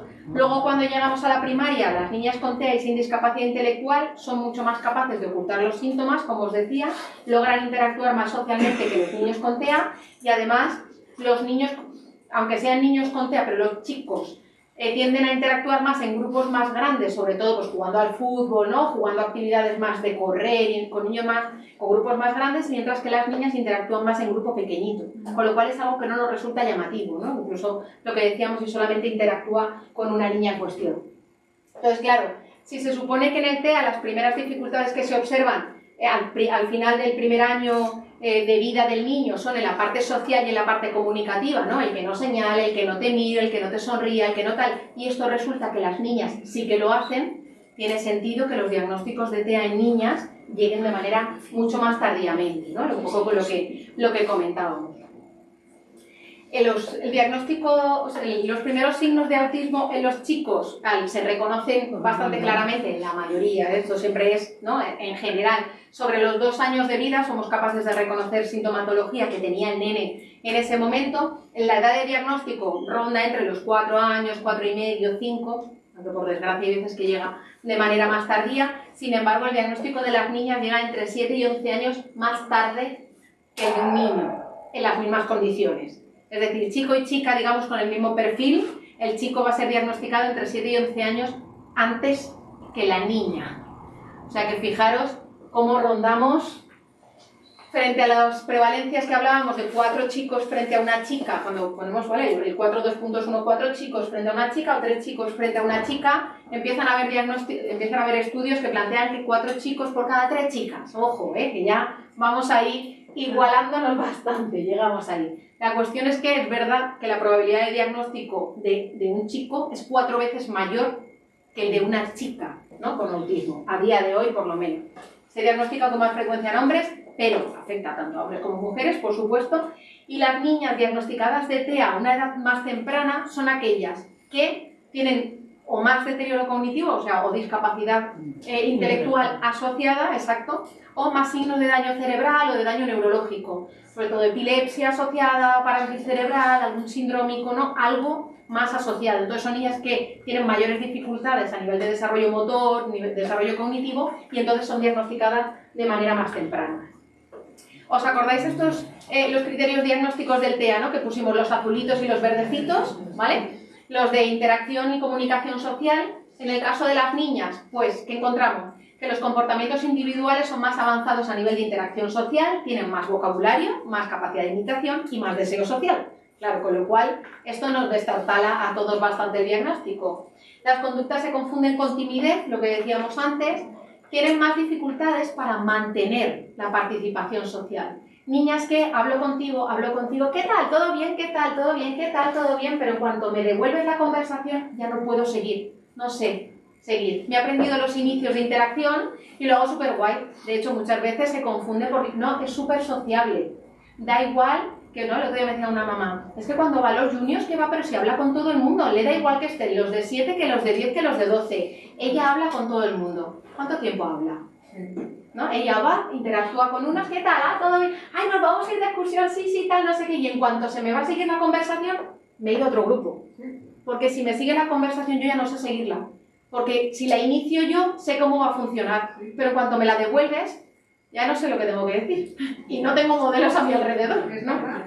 ¿Sí? Es verdad, es que lo como estás diciendo, con 25 años lo hacen. Tienen varios grupos, hablan con todos, ¿eh? Y cuando se dan cuenta se han ido a no se mantienen en ningún sitio. No aclaramos con ella, los pelos pasa que los deja tirados. Me cuesta con otro grupo. Y eso a las familias además les crea muchísima angustia porque es de, pero ¿no te das cuenta que no los puedes dejar con la palabra en la boca? ¿No? Muchas mamás lo que dicen es... Se lo estoy diciendo yo, estoy encima del tío. Ahí la tienes, la verdad, no tienen diagnóstico de TEA. Esto... Voy a citar me estoy esperando que me llamen para hacer una revisión y digo... Pues tú vas y le dices, he estado en un curso... Todos los criterios. Tú díselo. Ahora luego cuando lleguemos al final te apuntan los 3 o 4 nombres de referentes que se los estudien. Por eso decía que son percibidas a veces como niñas muy sociables, pero realmente esa sociabilidad no llega a ningún sitio, o sea, no acaba, ¿vale? Pueden utilizar la estrategia de contar historias o anécdotas para continuar las interacciones sociales, aunque es verdad que si te pones a analizar, a veces cuando intentan mantener la interacción social están contando su película. Y además, si te paras a analizar esa película, igual es la misma película, la que te cuento a ti, que la que te cuento a ti, que la que te cuento a ti. Luego habláis entre vosotras y dicen, a mí me ha contado que... Eso a nosotras nos encanta luego cuando ponemos en común todo, ¿no? Una valoración de que hemos hecho varias compañeras, contamos, pues a mí me ha contado que tal y sí, me han tenido la conversación, sí, ¿con qué? Y resulta que nos ha contado la misma conversación o hemos mantenido exactamente la misma conversación todas, ¿no? Porque más o menos, ¿no? Ha hecho el recurso y le ha resultado útil en algún momento, ¿no? Parecen estar dentro de los grupos sociales, pero en realidad no lo están. Los intereses están más centrados, como os decía, en personas o en personajes, porque a veces puede ser Stitch, pero cuando nos vamos hacia la adolescencia, pues pueden ser un cantante o un grupo de música, o un actor, o una serie con la que se obsesionan. Tenemos una niña con Stranger Things, y ahí está, con Stranger Things, totalmente, ojo, al dato. Todo lo que estás diciendo es así. De los cantantes estábamos. Claro, además eso, como son intereses, ¿no?, normativos, son intereses comunes con el entorno, ¿no? Interés por personas concretas en personas reales. Son las que suelen tener una amiguita concreta de la que no se despegan en ningún momento, ¿no? Y a la que, como os decía, luego no entiendo por qué mi amiguita se ha ido a jugar con otra. Y esto sabéis que en momentos de la adolescencia y de la infancia pues pasa, ¿no? Que a veces juego con una, pero esa al final tiene más en común con otra y al final, bueno, pues somos 3 o 4 y al final interactúo con más personas, ¿no? Esto les cuesta mucho entenderlo. El camuflaje, lo que os decía, implica tratar de enmascarar o de compensar las características autistas. Puede incluir estrategias como practicar gestos, expresiones faciales. Una niña cómo le practicaba con su mamá a la hora de ir al entierro de un familiar no muy cercano, ¿no? Pero ella no sabía qué caras tenía que poner. Y entonces tenía que ensayar, digamos, para saber lo que os decía, que no es que no haya empatía, es que no sabía cómo tenía que expresarse en ese momento, ¿no? Porque no sabía exactamente, fijaros, una situación además, pues eso, con toda la familia, con todo el mundo, entrar, salir, ¿no? Al final es una situación que para los niños y para los adolescentes es bastante complicada de manejar, cuando no sé cómo interpretar todo esto de alrededor que le está pasando a uno, y ella ensayaba delante del espejo y le decía a su madre, mamá, así, ¿no? Y le mostraba cuál es la cara que luego iba a presentar, ¿no? Al resto de la situación. Forzarse a hacer contacto visual, ¿no? Hay veces que te cuentan ellas directamente, ¿no? Yo te estoy mirando a los ojos porque sé que te tengo que mirar a los ojos. Pero si te das cuenta, cuando llevo mucho rato mirándote a los ojos, te desvío la mirada para todos los lados porque me supone un estrés, ¿no? Me supone, si yo os miro a los ojos, realmente estoy intentando recoger información de cómo estáis, ¿no? Si os veo así más predispuestas o más así, y alguien me hace así o así, entonces yo recojo información de, bueno, pues va bien, ¿no? Nadie se está durmiendo, todos vamos bien. Recojo información, pero imaginaros que no sé interpretar esa información, yo no infiero vuestro bocadillo. Entonces, si os miro a la cara a todas, pues me daría cuenta, mira, lleva un colgante, lleva los pendientes, ella también lleva pendientes, mira, ella lleva pendientes grandes y unos gafas. Claro, me voy de la conversación totalmente. Entonces, si quiero mantener conversación con otra persona y hilarla, hay veces que necesito no mirar a la persona a los ojos, porque si la miro a los ojos tengo demasiada información. Porque además estoy viendo expresiones faciales de así a así, y no sé lo que es. Exacto. Entonces me pongo más nerviosa, ¿no? ¿Os acordáis la mamá que os decía el otro día que sus amigas le dicen que es muy pesada porque si no ve a sus amigas así o así, no sabe cómo están? Entonces se pasa el día, se están tomando un café y se pasa el rato diciendo, pero ¿estás bien? ¿Estás bien? ¿Estás bien? Que sí, pesada, que estoy bien, que no hace falta que esté riendo todo el rato, ¿no? Que esté... Todo exacto clavado. Tenía un novio, lo sé, y estaba el novio al lado y ella mirando por otro lado. Del rato que estaba y lo dejó, en este me lleva a los mismos sitios, digo, pero tú no lo estás mirando, es porque estás mirando ella. Y todo eso clavado, todo. Hace muchos años nos empeñábamos de hecho uno de los objetivos de terapéuticos siempre era mantener el contacto visual y nos empecinábamos en que los niños mantuviesen el contacto visual. Es un absurdo, porque si no lo mantienen porque o no se lo gestiona bien o no le hace falta. Los que lo necesitamos somos los no TEA. Bueno, pues entonces nos lo tratamos nosotros, ¿no? Nos lo gestionamos nosotros, el que otra persona me mira a los ojos, con que me esté prestando atención y escuchando, vamos bien, ¿no? Lo que os decía del teatro, ¿no? Al final es llegar a casa, reproducir la situación que ha pasado a lo largo del día. Muchas mamás nos dicen, es que yo sé que mi hija cuando sale de casa se pone una careta, ¿no? Eso es muy característico cuando dicen esto. Y cuando se paran a escuchar el juego que hacen en casa, como os decía, ¿no? Es que siempre está haciendo el mismo juego, o siempre la oyes, hace... Los papás muchas veces cuando le preguntas por el juego simbólico y te dicen, sí, hace el mismo, y además hace el juego como si ella fuese la profe, se pone el mismo nombre que su profe. O sea, se pone el mismo nombre, dice la misma frase, ¿no? Y seguramente la misma situación. Pero esto en adultas, muchas mujeres adultas cuentan cómo cuando llegan a casa se repasan toda la conversación, todas las conversaciones y todas las interacciones sociales que han tenido a lo largo del día. Claro, ¿esto qué implica? Un cansancio, un desgaste, como no hablamos, y un trastornazo del sueño importante, porque claro, hasta que no acabe de pasarme todo el día y todas las interacciones, por lo menos las importantes, imaginaros que no me voy a poder dormir. Si encima tengo puntito perfeccionista, ya la hemos liado, tengo que estar dando vueltas a la conversación, ¿no? Entonces esto, no solo en niñas, sino en adultas, y las adultas lo cuentan súper bien. Interés más centrado en lo que decíamos, en personas con personajes, en el plano social, en animales, en el perrito que tengo, en el gatito que tengo, en cuidar a los animales, ¿no? También intereses muy normativos, muy chulos, muy bonitos, muy admirados por todo el mundo, muy reforzados por todo el mundo. Entonces es un interés que a mí me puede gustar, pero es que encima encajo socialmente. Entonces, claro, interés por personas concretas, menos interés por partes de objetos. Esto que nos dicen toda la vida de dar la vuelta al coche y girar la rueda, pues no tiene por qué aparecer siempre, ¿no? Intereses en partes de objeto.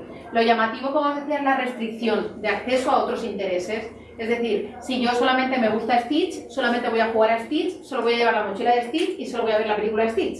Y si mis amiguitas están jugando a otra cosa, pues igual no juego con ellas, porque no están jugando a Stitch. ¿No? Esa es la restricción, ¿no? Ese es lo que interfiere realmente en su día a día. No es el interés en sí, ¿en qué más da que le guste Stitch, que le guste los arcoíris, que le guste lo que sea? Menos comportamientos repetitivos y un importante componente de inflexibilidad. Lo que pasa es que no se observan todos los contextos y aquí hay que recoger muy bien la información de casa, porque muchas veces la inflexibilidad, esa rigidez mental aparece en casa y en otros contextos no aparece. ¿Por qué? Porque en el cole hay que cumplir las normas, porque en el cole hay que hacer lo que dice la profe, porque en el cole hay que... ¿no? Pero en casa no tendrías que hacer lo que te dice tu madre o tu padre. Pero es que en casa es mi lugar, mi zona de confort, es mi zona de seguridad. Entonces yo sé que mamá me va a querer exactamente igual. En casa puedo reventar. Nos pasa a todos.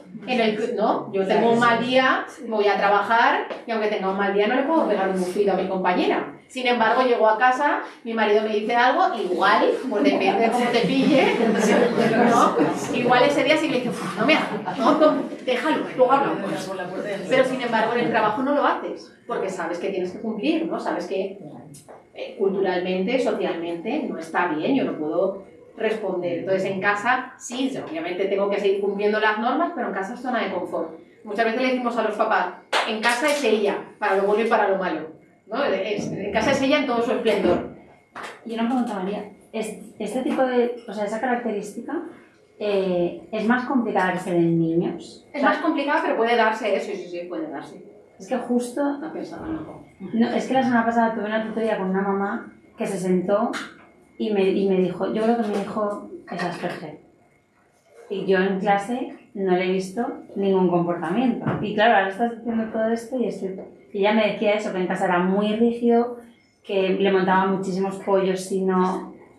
Puede, sí. Por eso os decía antes lo del masculino, entre comillas, porque es como ese perfil masculino, ese perfil femenino que se ha asociado al niño y a la niña, pero que hay niños que pueden cumplir también estas características. Igual que hay niñas con TEA y discapacidad intelectual, que son las que diagnosticábamos antes fácilmente, que se parecen más al perfil de niño.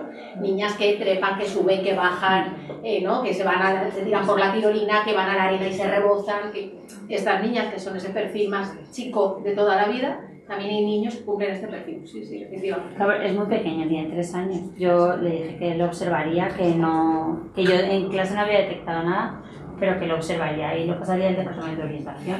Claro, pero ves, ese es el punto importante. O sea, la mamá ha saltado de alerta y es, no, yo en el cole no veo nada, pero me lo dejo ahí. O sea, me dejo la notita mental y voy a observarlo, voy a pasar la orientación, ¿no? Cosa que antes esto no se tenía en cuenta. Pero es verdad que esa rigidez, esa inflexibilidad en casa es muy significativa y sin embargo en el cole puede no notarse.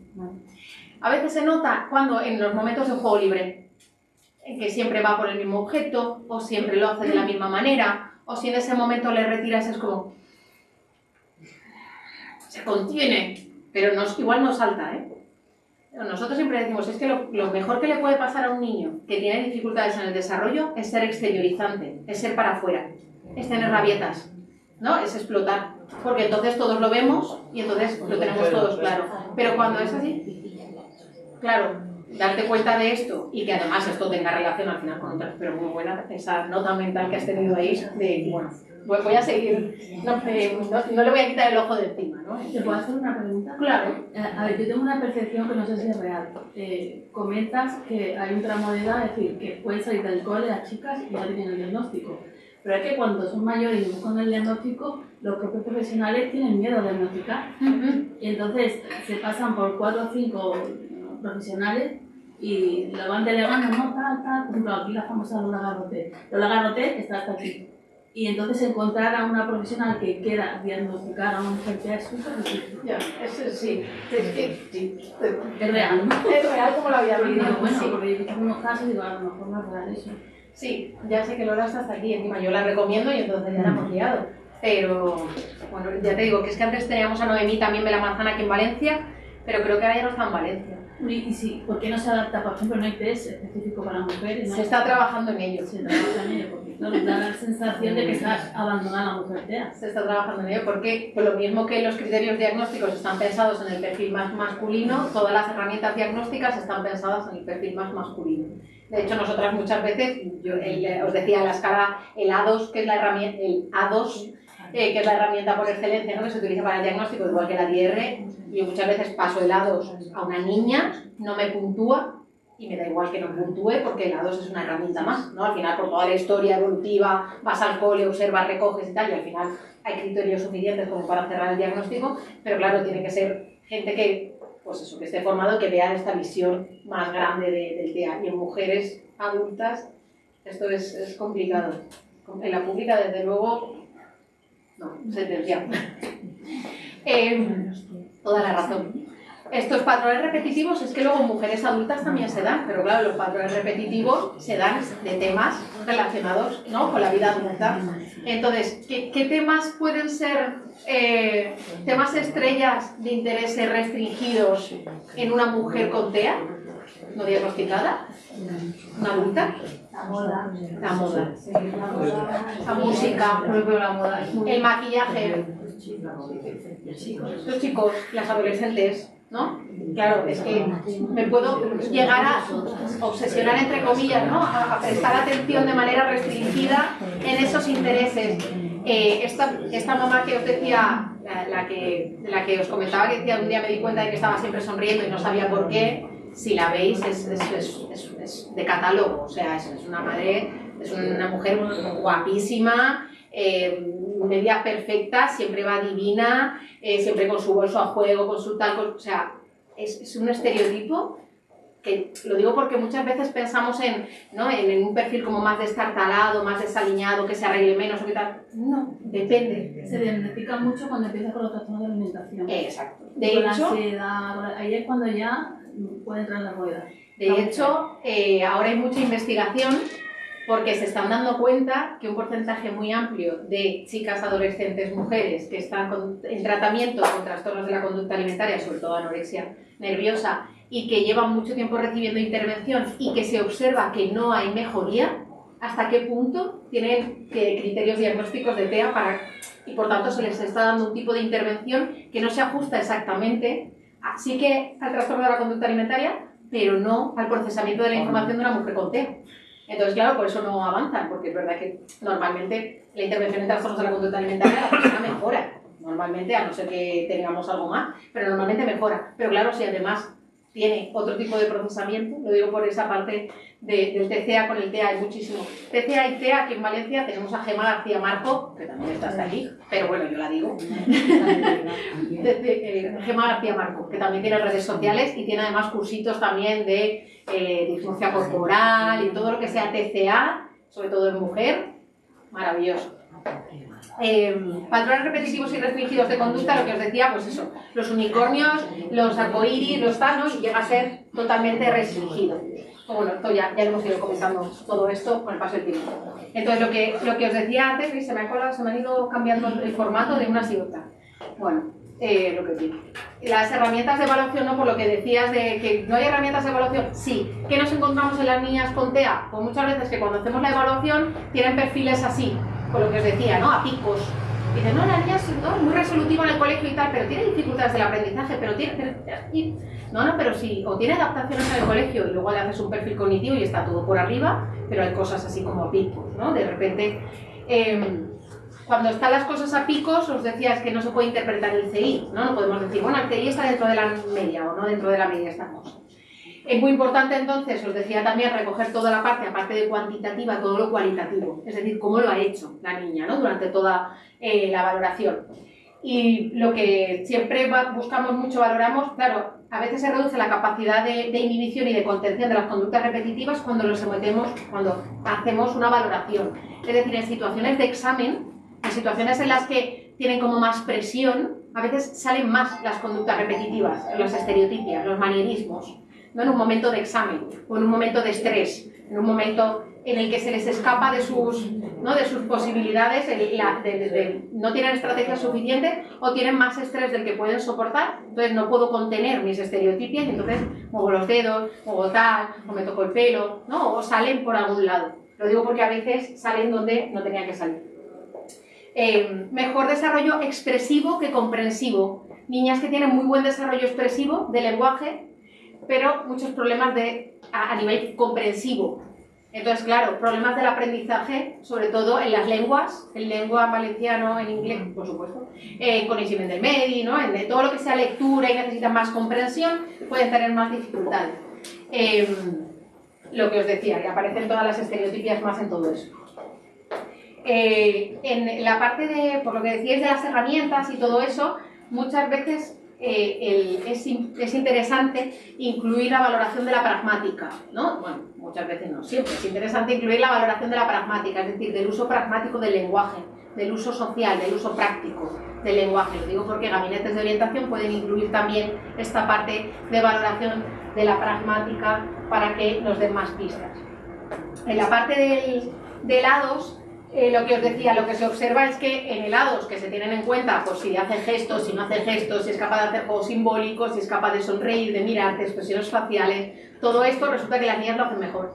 Entonces hay veces que en el ADOS, maravilloso ADOS, no puntúan las niñas con TEA. Entonces, ¿qué pasa? ¿Que no tienen TEA? No, que la herramienta no está pensada para ese perfil de dificultades o de características, ¿vale? Con lo cual, ¿qué cosas nos pueden ayudar o qué cosas hacen que sea más fácil el diagnóstico en las niñas con TEA? Por un lado, el hecho de que tengan antecedentes familiares de TEA.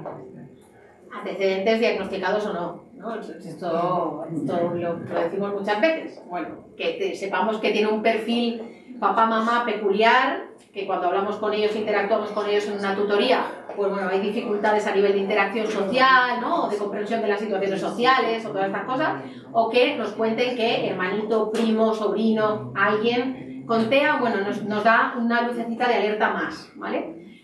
Nosotras hay veces que hemos diagnosticado niñas por ser hermanas de niños con TEA, me explico. Niñas que han pasado desapercibidas, que nadie ha visto nada, que nadie ha dicho nada, pero las ves en la sala de espera 1, 2, 3 veces y le dices a la mamá, bueno, dile a la pediatra que te la manda a neuropediatría y vamos a valorarla, por si acaso. Efectivamente, la niña también, pero nadie había visto, ¿no? Nada significativo, niñas chiquititas que cuando llegan un poquito más mayores se ve más claro. Hayan recursos especializados y toda la parte de TEA más discapacidad intelectual, ¿no? Lo que os decía. Valoraciones que tienen que ser más complejas, que necesitamos muchos métodos, muchos contextos. Lo he escuchado hoy, voy así más rápido, pero porque tenemos que tener en cuenta todos los contextos, como os decía, la familia, la escuela y el entorno clínico. Y si de normal la valoración de TEA ya es difícil, el diagnóstico de TEA muchas veces en las niñas es muy difícil, ¿no? Y tenemos que tener muchas cosas, no tenemos que escucharnos todos y aportar todos, ¿no? en todo esto. En cuanto al desarrollo evolutivo, pues muchas veces nos da pistas las dificultades que ha podido tener el desarrollo motor, las niñas, cosa que en los niños no es tan frecuente, en ese perfil niños, entendedme, las dificultades a nivel de procesamiento sensorial, papás, mamás que te cuentan, el primer día que fue a la playa fue una locura, pero los días siguientes también, ¿no? De pequeña no podía soportar la crema, no podía soportar los masajes, solo se dormía en el coche. Un suma y sigue, es que si cualquiera de vuestros hijos tiene estas características, no nos preocupemos, que el mío también lo tiene. Pero es un suma y sigue, ¿no? Estas cosas que nos ayudan a coger un poquito más. Pero mucha gente, María, perdona, a esas características que estás diciendo dicen que son personas de alta sensibilidad. Sí, eso lo hablábamos el otro día, claro, pero personas de alta sensibilidad realmente no es un diagnóstico escrito en ningún sitio, ¿no? Y personas de alta sensibilidad pueden corresponderse, ¿no? Con estas características. Por eso decía que eso lo pueden tener, pero luego a nivel de interacción social no tienen por qué tener ninguna dificultad, ¿no? Entonces al final, por eso digo que es un poquito más, ¿no? Es tener las voces de alerta que a nivel de desarrollo evolutivo todo esto nos da pistas, igual que lo de problemas de sueño, de alimentación, de defecación que decíamos el otro día, ¿no? Que estas cosas nos dan muchas pistas. Niñas que han tenido muchas dificultades a la hora de pasar de la lactancia al triturado, el triturado al sólido, o luego ya una vez con el sólido muchas dificultades, ¿no? A nivel de aceptación de nuevas texturas o de nuevos alimentos, todo esto, problemas a la hora de control de esfínteres. Ya digo, no tiene por qué. Hay niñas que tienen el control de esfínteres maravilloso a los 2 años y medio sin ningún problema, ¿no? Pero son cosas que nos ayudan. Si además tienen epilepsia o sospecha de epilepsia, de crisis, de ausencias, estas desconexiones a veces que dicen los papás, no es que se desconecta, es que parece como que se va y no te está escuchando. y de hecho hacer electroencefalograma para ver si hay epilepsia, no tiene por qué haberla. Estados de ánimo, reacciones inusuales y muchas veces preocupación o miedo excesivo y una tendencia al perfeccionismo, que claro, esto no ayuda en las niñas, porque en general en las mujeres, que esto lo llevamos incorporado también de fábrica, con lo cual, pero es verdad que niñas bien chiquititas tendiendo al perfeccionismo llama la atención, ¿no? A la necesidad de que el dibujo sea perfecto o a la necesidad de acabar la tarea porque si no, no me levanto, ¿no? Estas cosas nos llaman la atención, a pesar de que las demás estén jugando. Demasiada tendencia a la imitación, lo que os decía, esta ecopraxia que aparece a veces, detectar el camuflaje, más inicios de mantenimiento en la interacción, más inicios que mantenimiento en la interacción, más directiva en el juego, o se deja llevar tremendamente en el juego, ¿no? Es la que no opina y va detrás, ¿no? Pasamos de un extremo al otro. Muy sentidas emocionalmente hablando, ¿no? Esto que decías antes, a lo mejor, muy sentidas, muchos papás te dicen, es que todo le va mal, ¿no? Es cuando le pasa cualquier cosa y ¡oh! Toda una catástrofe del mundo mundial, ¿no? Que yo le digo, chica, no te tomes las cosas así. Bueno, pues es que no se puede gestionar la emoción. A veces muy directivas, líderes sociables, y otras veces son las que siguen a la líder, ¿no? Aprenden historias, anécdotas, lo que os decía, y ensayan esas habilidades de interacción social. Componente de inflexibilidad, más interés en personas que en objetos, interés en una amiga concreta. Los comportamientos repetitivos a veces se dan en forma de pensamiento, más rituales mentales, ¿no? Más pensamientos rumiativos, algo que me viene una idea y me vuelve, y me vuelve, y me vuelve, y estoy preocupada por, ¿no? Preocupada porque vaya a pasar algo, preocupada porque el perrito está preocupada por algo, ¿no? Que está ahí. Se manejan mal en la incertidumbre, pues por eso buscan el control, el perfeccionismo y, ¿no? Y que todo esté perfectamente controlado. Y toda la parte sensorial, que es lo que os decía, ¿no? Un poco, paso esta parte de evaluación porque es un poco resumen de todo lo que hemos ido comentando ya en esto, pero me voy a la parte por contaros un poquito esto que comentábamos para cerrar. Tema del camuflaje, masking y la compensación, ¿vale? Que lo estábamos comentando un poco entre todos. Realmente el masking es como el término más utilizado. Masking sería como enmascaramiento, ¿no? O algo así, como ponerse la máscara de todo esto. El camuflaje habla más de conductas que buscan cambiar la presentación del autismo, sean exitosas o no. Y la compensación busca pues estrategias que sean, ¿no? Más funcionales en su día a día. Entonces ese camuflaje que os decía es, al final, ¿qué hacen los animales cuando se camuflan? ¿Qué intención tienen? Pasar desapercibidos, exactamente, ¿no? No, aquí no me ve nadie, ¿no? Esto un poco. Entonces es un método que permite a los organismos, objetos, permanecer invisibles en el entorno que les rodea, ¿no? El masking va más allá, el masking realmente me estoy haciendo pasar por, ¿no? Me pongo una careta, me pongo un teatro. En el camuflaje es que no se note. O sea, hago las conductas suficientemente normativas, ¿no? Las más adecuadas a lo normativo, para que nadie se dé cuenta de que yo soy diferente o de que no sé de qué va todo esto, ¿no? Es un poco la idea. Lo que os decía del masking es ligado al enmascaramiento, es un uso de estrategias para esconder, para disimular, para hacerse pasar por, ¿no? Yo soy la que hace esto, la que hace lo otro. Esconder sus diferencias con otras personas, lidiar con los problemas, pueden ser más o menos conscientes, dependiendo de la edad, dependiendo de las características. Este libro es una pasada, está en inglés, eso es verdad, y es un tochito, pero de la parte del masking, y en masking hay distintos tipos de masking. Lo digo porque, claro, está el instintivo, digamos, que es el instinto de supervivencia, el de esconder el miedo, el dolor, es el que hacemos todos muchas veces, es el de estoy mal pero que no se me note, ¿no? O sea, esta cara que os decía antes, ¿no? El subconsciente es ya la máscara... La tienes muy ensayada, ¿eh? La tienes muy ensayada. Totalmente. Es la de foto, que luego te miras la foto y dices, qué horror. Subconsciente, la máscara que han creado, reaccionar de forma auténtica no es buena, ¿no? La idea un poco es que si yo soy yo, no está bien. Entonces tengo que hacerme pasar por otra. ¿Sabes? Esto es muy difícil, ¿no? De gestionar a nivel emocional. La consciente, que es la persona la persona reconoce que la situación es incómoda e insegura y tengo que hacerlo de manera diferente, que es la que hacemos todos cuando nos vamos a la cena que decíamos de compromiso, que tengo que estar, no me apetece nada, pero bueno, hay que ir y hay que cumplir, ¿no? En esta cena de lo que sea.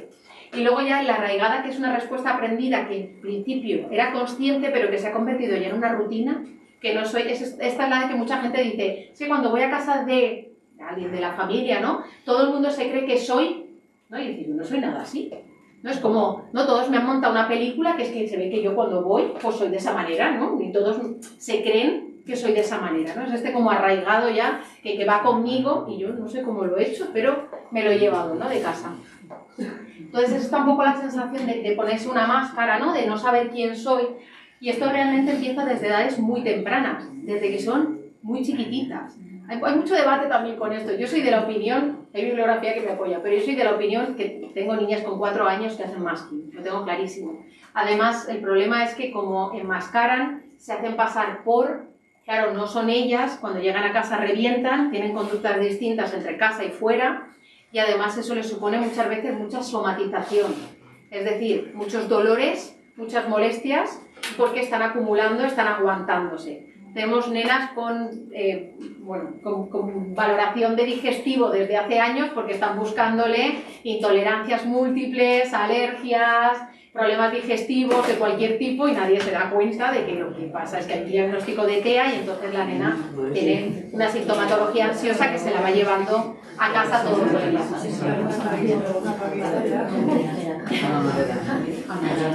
Ya acabamos. ¿Quién enmascara? Enmascara a todo el mundo, decíamos antes, ¿no? Enmascara a todo el mundo, enmascaramos todos en algún momento de nuestra vida, por supuesto.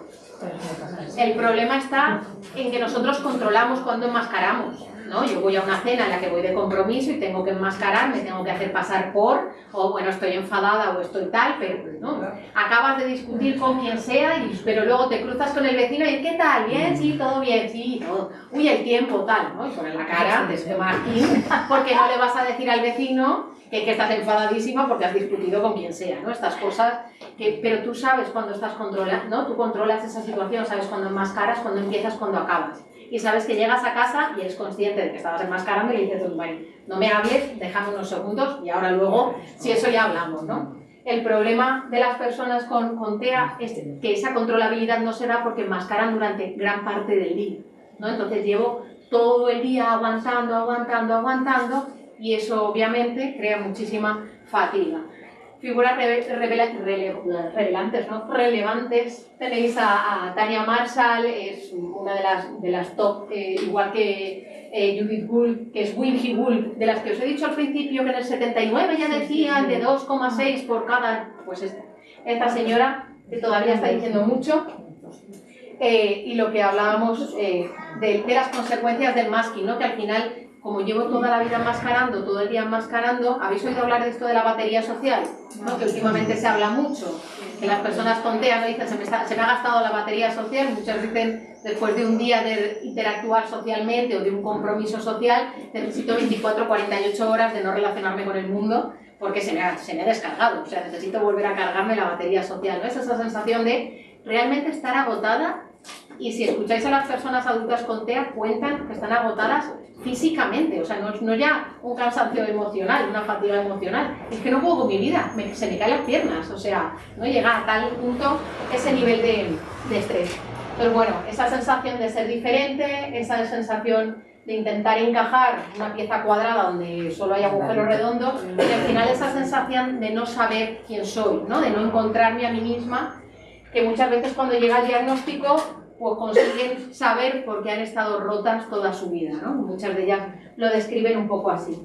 El masking empieza en la infancia, aumenta en la adolescencia, en la adultez y normalmente luego va bajando, ¿no? Luego el control inhibitorio, el filtro ya nos desaparece cuando llegamos a la edad adulta, te da un poco más igual el cómo quedar con el mundo, a las personas con TEA también, y entonces empiezan a ser capaces de mostrarse tal y como eran, ¿no? Entonces, bueno, teniendo en cuenta todo esto, he ido contando todas estas cositas. No sé si os he puesto en esta, sí. Estas son los libros que os comentaba el otro día, que está Sara Codina con Neurodivina y Punto, y Lucía y el Infinito. Este es el otro, Mujeres y Autismo, la identidad camuflada, que es de María Merino y compañía, y bueno, mucha gente más. pero creo que él dirigía María Merino. María Merino es Lola Garrote, pero en Burgos, más o menos. No, es una de las referentes también en TEA en mujeres. Este también es una traducción que ha salido últimamente. Este es un tocho importante, pero es fácil de leer, o sea, no es muy denso, ¿eh? Y estos, de mujeres autistas desde dentro del espectro, lo escriben, o lo publican y lo escriben desde CEPAMA. CEPAMA, no me acuerdo ahora las siglas, pero son mujeres con autismo adultas, solo. Bueno, mujeres con autismo adultas y todas sus familias. Entonces hace mucha divulgación también, precisamente de el TEA en mujeres. Mujeres y autismo, la identidad camuflada. María Merino y mucha gente más, ¿eh? No solamente ella. Esta señora que os decía antes, Tania Marshall, que es una referente, pero es verdad que esta escribe en inglés. Yo de momento no he encontrado sus libros en castellano. Que es esta chica de aquí, es Tania Marshall. Esta es María Merino, que os decía, Lola Garrote, que hemos hablado ya de ella, y Sara Codina, que la tenéis ahí arriba. Cualquiera de ellas hablan mucho, cuentan mucho y muy bien sobre el autismo. Y esta frase es de uno de los libros de Sara Codina, es a la niña que estuvo y que nunca fue, porque ella describe así su infancia. Ella estuvo en todos los sitios, pero no fue nunca esa niña, porque no acabo de encontrarse. Bueno, perdón por ir así corriendo, pero bueno, así acabamos.